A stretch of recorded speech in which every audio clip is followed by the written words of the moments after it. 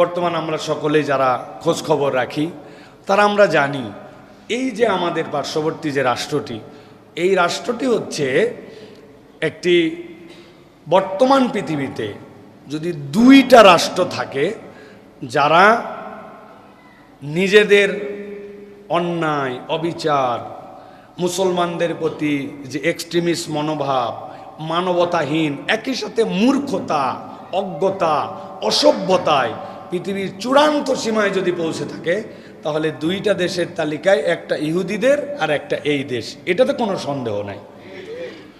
সাথে সাথে আরেকটা কথা বলবো প্রিয় ভাইয়েরা, এদের যে ফাঁপড়বাজি, এই ফাঁপড়বাজিটা কেবল নিরেট মুখের ফাঁপড়বাজি না, এটার সাথে জিওপলিটিক্সের অনেক হিসাব নিকাশ আছে।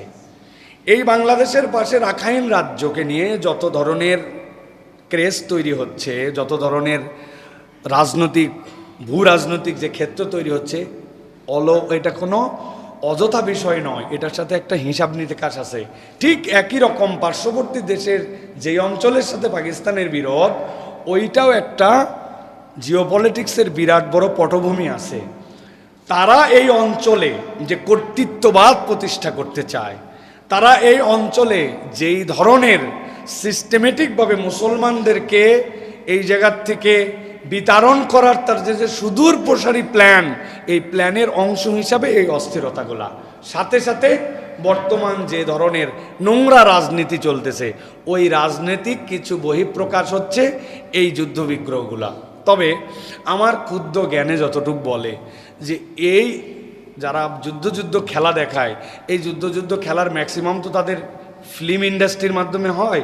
তাদের দুইটা জিনিস ফিল্ম ইন্ডাস্ট্রির মাধ্যমে, তাদের দেবদেবীর পাওয়ার ফিল্ম ইন্ডাস্ট্রির মাধ্যমে, আর যুদ্ধের পাওয়ার ফিল্ম ইন্ডাস্ট্রির মাধ্যমে। একই দৃশ্য ফুস ফুস ফুস করে 3 বার আসলো, হ্যাঁ, নায়ক একাই 50 জনকে মাইরে ফেললো। ভাই, নায়ক একাই 50 জনকে মারা আর ফিল্ডে যাইয়া যুদ্ধ করার পরে ধরা খায়ে চায়ের কাপে গরম চা চোখ মেকা করে খাওয়া দুই জিনিস।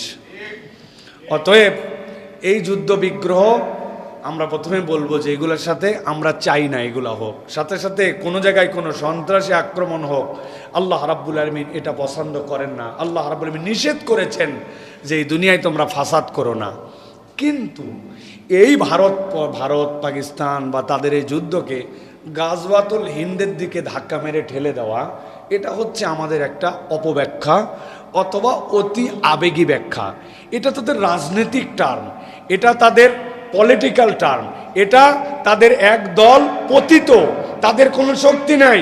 এখন তারা একটা উগ্রবাদী সংগঠনকে কেমনে চাঙ্গা করবে, তাদের দুনিয়াব্যাপী যত ব্যর্থতা, এগুলো ঢাকানোর জন্য চেতনা। আমাদের দেশে চেতনার ব্যবসা চলতো না, ওইটা হচ্ছে ওদের দেশে চেতনার ব্যবসা।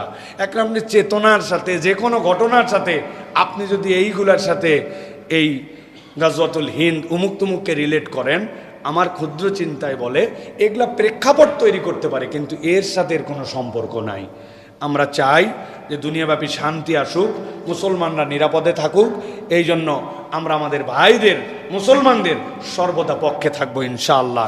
সাথে সাথে মুসলমানরা ন্যায়ের পক্ষেও থাকবে। অন্যায় যদি কোনো মুসলমানও করে, অপর মুসলমান কখনো সেটা সাপোর্ট করতে পারে না।